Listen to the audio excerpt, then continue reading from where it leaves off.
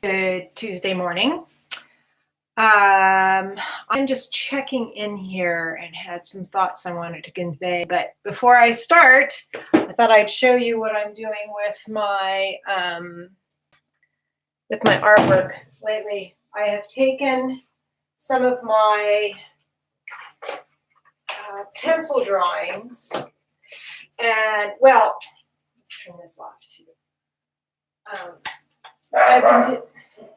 I'm dog sitting today too, so Rocco's probably going to be barking a lot. But I've been kind of taking from the ideas of my daily pencil drawings and taking them into some watercolor. So I don't know if I showed this one or not. I might have the other day. That was one of them. And here's another one, which is more, boy, you can't really, it's the colors aren't that intense. It's the camera on my phone. But anyway, you get the idea.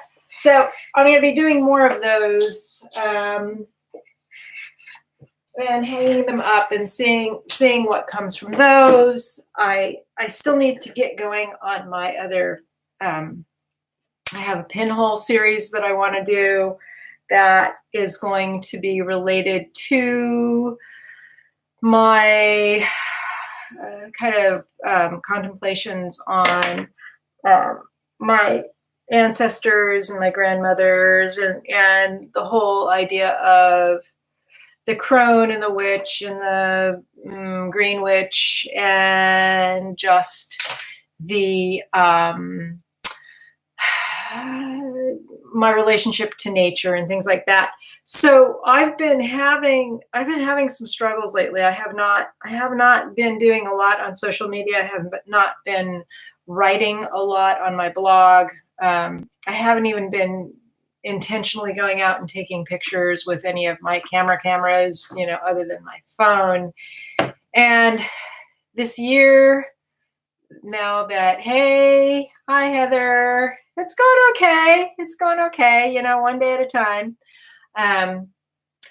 So I've been struggling with some physical issues. It's like I turned 60. I probably mentioned this before. I turned 60 in January, and it's like the warranty on everything is like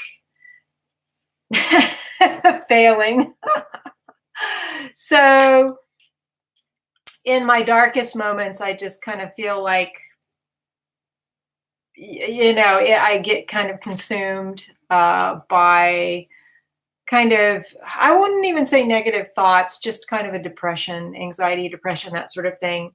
And then when I can manage to get above that, I start thinking about the fact that, the body is a resilient organism, and its health and strength and everything else is dependent on a lot of conditions, not just physical conditions, but also, mental and emotional state and tension and feeling in the right place and purposeful and so many different kinds of things. And so I'm trying to come at my issues from different directions, and sometimes it's pretty overwhelming. And so anyway, so I've been trying, so I try different things, especially for some of the pain issues I have in my lower back and now my knees. It's like, oh, thank you, knees. But most of the time it feels more tendon related, overuse related, and related to things that kind of indicate that some of the tissues aren't getting the nourishment that they need. So I'm hoping that maybe with some kind of physical therapy and things like that, I can head these things off before they become more problematic. I tend to do quite a lot for my size, and I'm pretty stubborn. I get out there and I work longer and lift things that I probably aren't appropriate to my levels of strength and how I understand how to use my body. So there's a lot of different reasons that are playing into that. So So the pain is one thing, and then just other really weird, not weird. I hate to frame things as weird or stupid or anything else. Yeah, I'm 5'2". I'm 5'2", and I was actually talking to a friend this morning, and I weigh about the same now as I did when I got married or when I got pregnant with my daughter, and then I lost a little bit of weight, and then I've kind of gained it back in menopause. So I'm like, I hover between like 127 and 130, somewhere in there. But I could, I'm pretty flexible, but then I think I sometimes overstretch. So it probably would be good to have the input of somebody who understands anatomy a little bit better to guide me as to, you might not want to do that stretch. The stretch might be better. You also need to strengthen these muscles, but you have to become so much more conscientious as you get older. And I'm not one to throw pharmaceuticals at things. I do use a lot of herbs, and I've been trying CBD oil, which is kind of like, it hasn't really been doing anything for me. Anyway, this is a long way of saying that, since the middle of summer, I've just been kind of struggling, and it's been hard for me to keep up with my artwork, to do the projects that I want to do. And there's a lot of reasons for that. But, you just kind of persist. You know what I mean? What do? You just keep moving. That's really, the other option is to stop, and that doesn't really do any good. So all that being said, the idea of artwork and producing artwork for me, and I've talked about this before, is coming to a place where I am making my own living, where I'm making a living that is somewhat sustainable, and that sort of thing. And I have thought about YouTube, and I have thought about how I am seeing more and more channels who they seem to be purposely working towards building up subscriptions, and I would imagine monetizing, which I have no problem with that. I think, hey, if you can do it, that's great, because I am aware of just how much work and energy and time and everything else it takes to get up content that people actually want to watch day after day, really. And I don't have the personality for that. I don't have the patience for that. I think it takes feeling good in a very holistic way and where you are in life. And I'm still kind of navigating that. And that's also what makes it difficult, because I don't want to come on and just complain about my life or have my energy be uninspiring. I'm not interested in that. So I've been on YouTube for 13 years.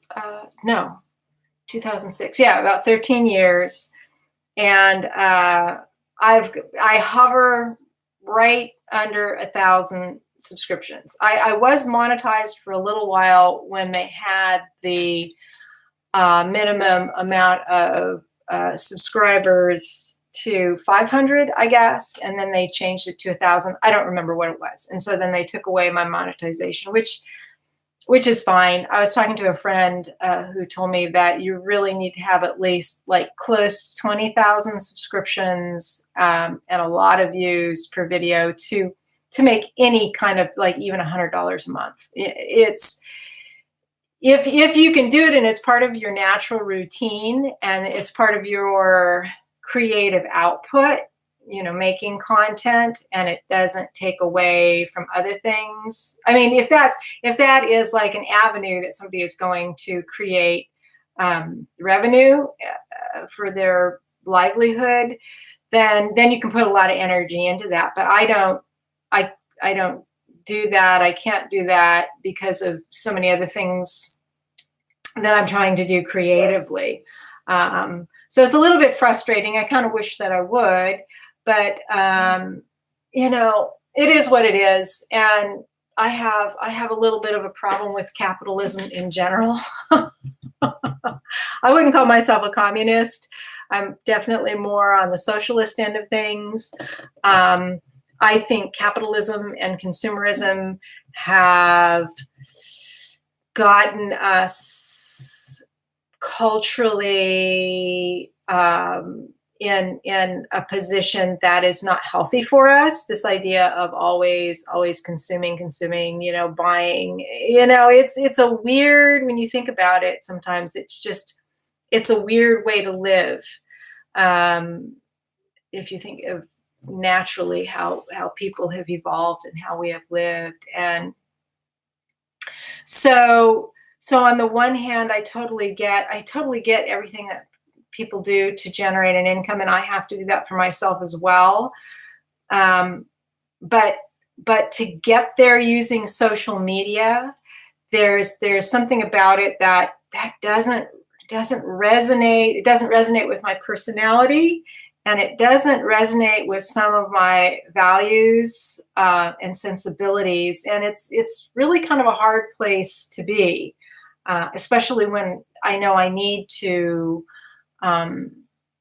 you know, I need to figure that out. And that's why I've got my Blurb books, and I've got my Society 6, because they're items that people might go and look and shop for anyway, and it's something unique, and I get a little bit of money from that. And then the art, and then it's a question of, what about the artwork? You know, can I get grants? Can I get, you know, residencies? Can I get in a gallery? And that's a whole different kettle of fish there that I also am not really well acquainted with, and have misgivings about as well. Again, because of the icky, you know, money aspect to it. But I mean, money is necessary. I get that, and I have no problem with money and spending money on things that I want and need, and that give me pleasure, certainly. But it's become such a focal point of value in our culture, and I've read different things too about how we only value people who can produce so that they can get money, so that they can spend money. And if you have people who are like the elderly, or the disabled, or some other kind of marginalized group, that it's just not part of their of who they are. They just are who they are, and but because they can't produce and contribute to this, you know, this mechanism of capitalism, that there, and like I said, there's nothing wrong with capitalism, but I think we're kind of capitalism gone rampant in a way. If you are not able, then you are just disenfranchised and you have no value. Yeah, it is, Heather. Yeah, it's, I have to choose something. It's true, because my interests are so different, and it's hard to do that too, because sometimes it's like, sometimes I'm inclined, you know, I'm intuitively inclined to do something in one direction and then the other direction. But that's the nice thing about the passive revenue streams like Blurb and Society 6. But using those means that there has to be a lot of push in social media, because you need a lot of people coming to your particular designs or products, and that's the part that's hard for me, you know, is to get that out there. That's why I appreciated you, you know, sending out the yeah, you don't produce in my, yeah, it's, yeah, neither do I really, and that's you know, and I never really did. I mean, I shouldn't say that. And for anybody who's watching this later, I hope you can see the comments from Heather, because kind of conversing with her a little bit. But so I worked a little bit when I was younger. I worked for a church I belonged to for a little while, and then I worked in the Polo Lounge at the Beverly Hills Hotel, if you can believe it, for several months. That was an education. And then I worked for the defense industry a little bit. I worked for Hughes Aircraft and for General Dynamics in San Diego. And then I got married. And when I got married, I did some work at like a natural food store or something like that. And then when I got pregnant with my daughter, I started getting like morning sickness, and we were okay on my husband at the time on his income. So, and then I was just going to stay home with the kids. And that's why we moved from California to Arizona for a while, because we couldn't afford. Oh, did you, Heather, worked in factories and retail? Yeah.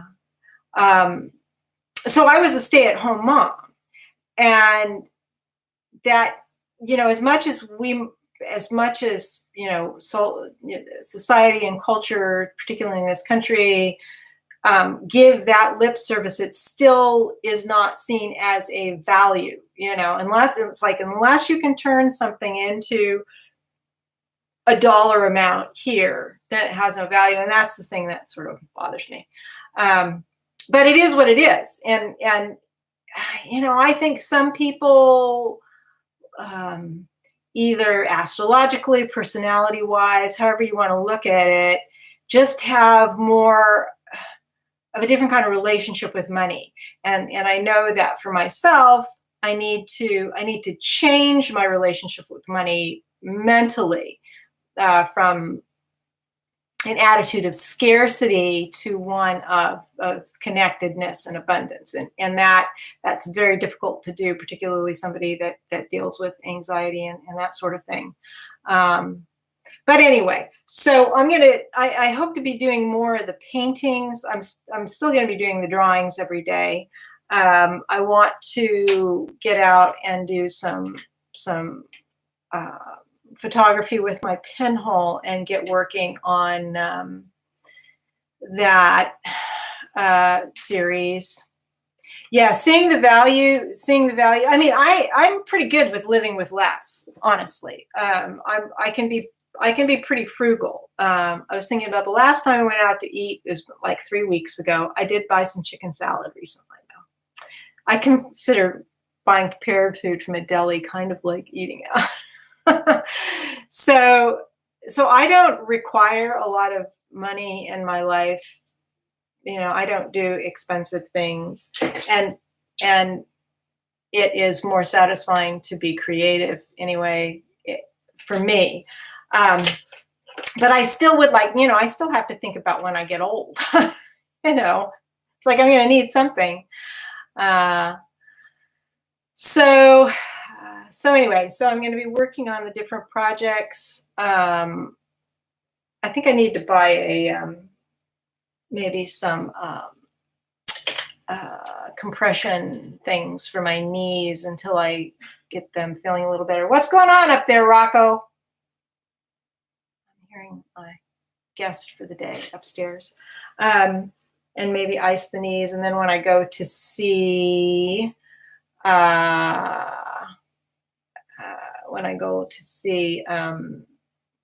yes, dog sitting. Yes, I'm dog sitting Rocco. When I go to see the doctor, I'm going to talk about physical therapy to see if I can get some of my pain issues a little bit more under control, because that would make me feel better. So that's just kind of a general check-in, thoughts about a lot of different things. I would like to be in a better place mentally and emotionally, but it is what it is. It is what it is. I don't talk a lot. I try not to talk a lot on social media, but about the intricacies of it all, I don't think it's helpful. This is a new doctor. He's fine. I kind of go to doctors for diagnostics. to check out things that I can't particularly assess myself, and then I think about, whatever the treatment plan is, then I will kind of make a judgment about how it feels to me.